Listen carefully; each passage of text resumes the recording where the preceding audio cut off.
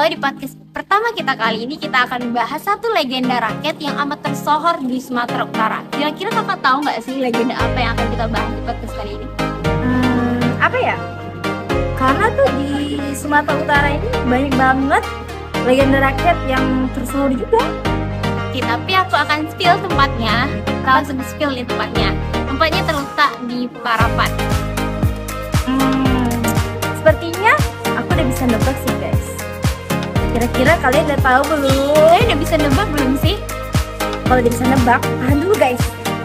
Karena kita akan undang 3 narasumber cantik dari Universitas Muslim Nusantara Al-Azhar.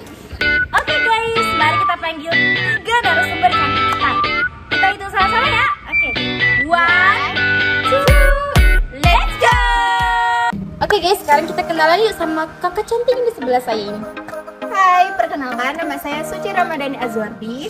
Dan saya Vino Julia Alfianti. Dan saya Tazkia Khairani. Kami mahasiswi Universitas Muslim Nusantara Al-Azhar. Nah, jadi 3 orang narasumber cantik yang ada di sebelah kami ini akan menceritakan legenda rakyat yang amat tersohor di Sumatera Utara. Tapi karena kita belum tahu nih, jadi kita tanya dulu nih. Kira-kira legenda apa nih Kak yang bakal kalian kasih tahu untuk viewers yang akan nonton nanti?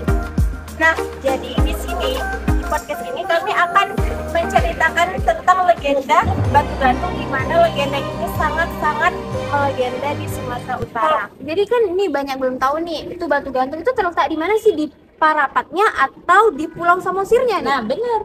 Ya, jadi Batu Gantung ini terletak di Parapat, tepatnya di tebing-tebing tinggi di pinggiran Danau Toba, teman-teman. Dan tidak jauh dari Pulau Samosir. Seperti itu guys. Jadi udah sekarang udah pada tahu nih ya, di mana sih letak Batu Gantung itu. Tapi karena kita pengen tahu lebih, nih kita bakalan explore bersama kakak ini. Jadi yuk tonton kelanjutannya. Ayo.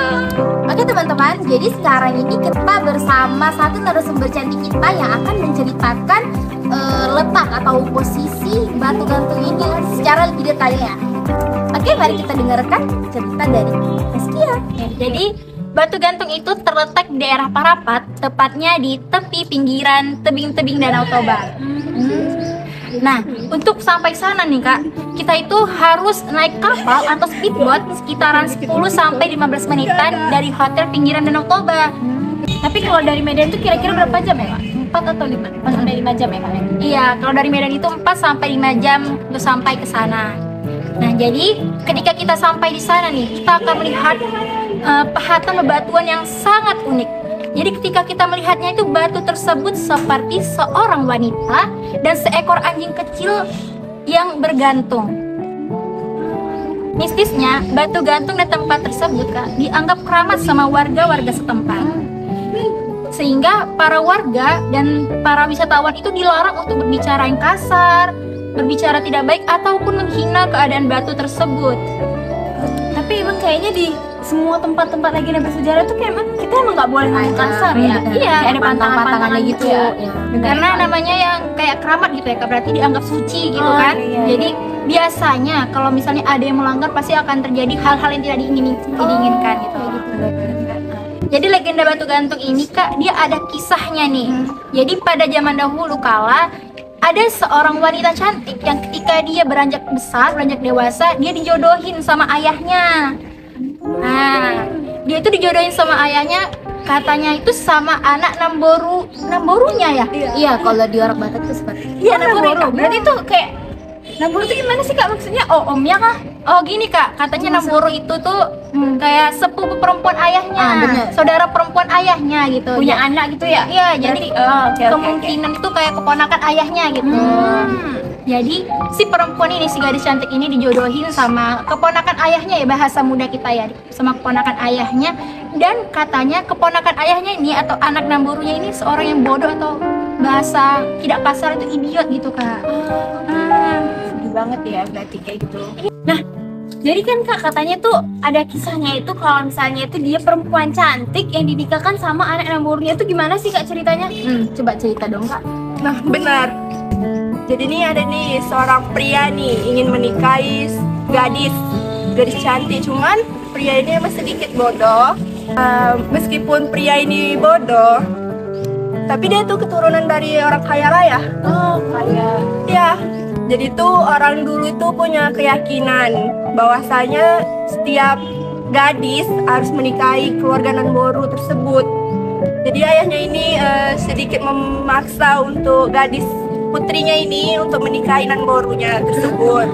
Jadi ayahnya itu kayak ngomong, kamu itu harus menikah pada Nanboru kamu ya, katanya gitu. Kayak maksa gitu ya? Iya, Maksa. emang. Cuma si gadis tersebut ini kayak nggak mau, karena dia kan belum ada rasa cinta sama lelaki tersebut, pria tersebut.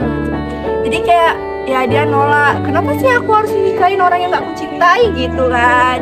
Jadi kayak dia tuh mikir tuh pasti mau hari pernikahannya, 1 hari sebelum pernikahannya itu dia memikirkan kayak apa aku kabur aja ya. Jadi dia tuh kayak ada niatan buat lari dari pernikahannya gitu.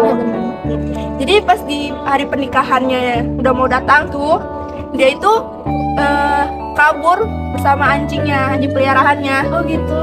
Ya, kabur berdua. Bisa kan dibayangin kayak lari berdua gitu aja. Masih sama anjing gitu ya? Berarti dia emang punya peliharaan, terus dia kaburnya sama anjingnya. Iya, bener. Jadi itu dia kayak ngomong di dalam hatinya itu, daripada aku menikahi pria tersebut, lebih baik aku bunuh diri saja, katanya gitu. Jadi kayak dia pengen bunuh diri daripada menikahi pria yang tidak dia sukai gitu. Terus bodoh juga gitu ya? Iya. Kita juga bakalan mikir sih kalau gitu. Tapi dia mutusin untuk bunuh diri itu ya kak. Karena mungkin udah nggak tahu lagi nih kayak mana cara keluarnya gitu mungkin ya. Karena kan kayak keluarga mungkin sama keluarga gitu. Jadi kalau misalnya dia mau lari ke keluarga yang ini, dia juga akan nggak sama Kena juga, gitu. kan? Dia juga bakal disuruh dipaksa Iya, gitu juga. dapetnya dia. Jadi dia kayak berpikir ya udahlah, mau gimana lagi gitu. Bagus aku bunuh diri aja daripada harus ngerusin sama pria tersebut kan. Jadi tadi dia tuh mau bunuh diri ya. Jadi tuh gimana kelanjutannya kak? Bisa diceritakan? Nah jadi kak, kelanjutannya itu seperti ini. Dia bertekad untuk mengakhiri hidupnya. Karena apa? Karena dia tuh nggak setuju sama pernikahan dan calon yang dipilihin oleh ayahnya. Kemudian setelah dia berpikir seperti itu, dia melangkahkan kakinya dan berjalan ke tepi tebing yang diikuti oleh anjingnya kak. Berarti Tebing dia sama anjingnya tuh gitu. Jadi itu posisinya benar-benar emang udah di tepi banget gitu. Jadi tanpa pikir panjang dia langsung terjun tuh kak, langsung terjun dan melompat ke arah bawah. danau tuh Berapa itu ya? Jadi dia terjun dan lompat itu diikuti sama anjing yang menempel di sebelahnya kak. Jadi bisa dibilang dia melompat bersama anjingnya. Nah, jadi kak, seperti filosofi yang sering kita dengar, anjing yang setia, kemanapun tuannya pergi, ia akan selalu ikut bahkan menghadap kematian sekalipun. Jadi, ya seperti itu tadi, anjingnya ikut terjun bersama sang gadis itu. Kemudian kak, tanpa disadari, tubuh gadis itu kan bisa dibilang tuh tadi dia lompat dan terjun ke bawah, tapi tubuhnya tidak tercebur ke dalam danau, bahkan tidak tenggelam kak.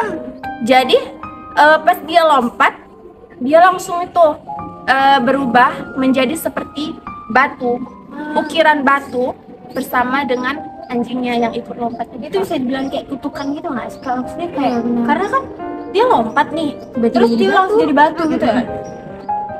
Mungkin bisa jadi sih kak seperti kutukan, karena kan pada zaman dahulu kan mustahil gitu kan terjadi tiba-tiba kalau bukan karena seseorang yang mengutuk seperti itu. Jadi dia setelah dia melompat dan berubah menjadi batu gantung, dan di saat itulah batu tersebut dikenal dengan sebutan batu gantung dan menjadi booming di sekitaran daerah Danau Toba kak. Berarti batu gantung ini udah booming tuh, terus jadi tempat wisata lah ya, untuk mengenang mungkin atau benar.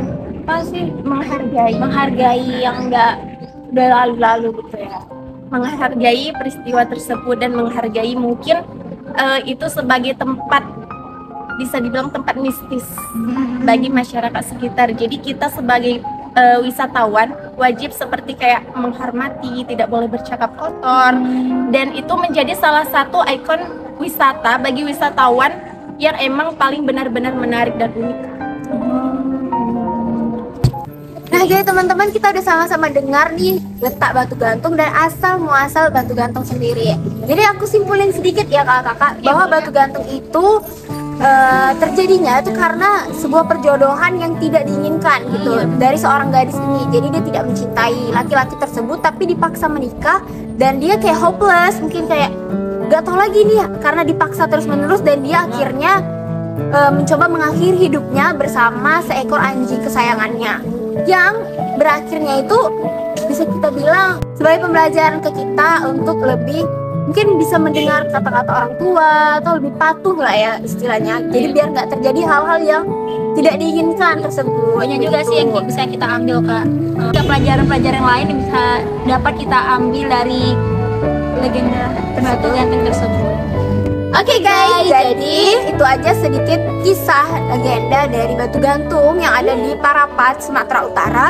Jadi sebelum kita tutup, kita mau terima kasih dulu untuk kakak narasumber yang udah meluangkan waktunya untuk bercerita sedikit mengenai asal muasal legenda Batu Gantung tersebut. Oke, banyak pelajaran yang dapat kita ambil dari sini. Semoga bermanfaat untuk kita semua. Bye. Terima kasih. Oke guys, karena cerita udah berakhir, maka berakhir juga pertemuan kita kali ini. Bener-bener. Oke, kita akan lanjut di next part mungkin Dengan cerita-cerita legenda rakyat yang lebih menarik lagi. benar. Dan jangan lupa like, comment, and subscribe. Bye.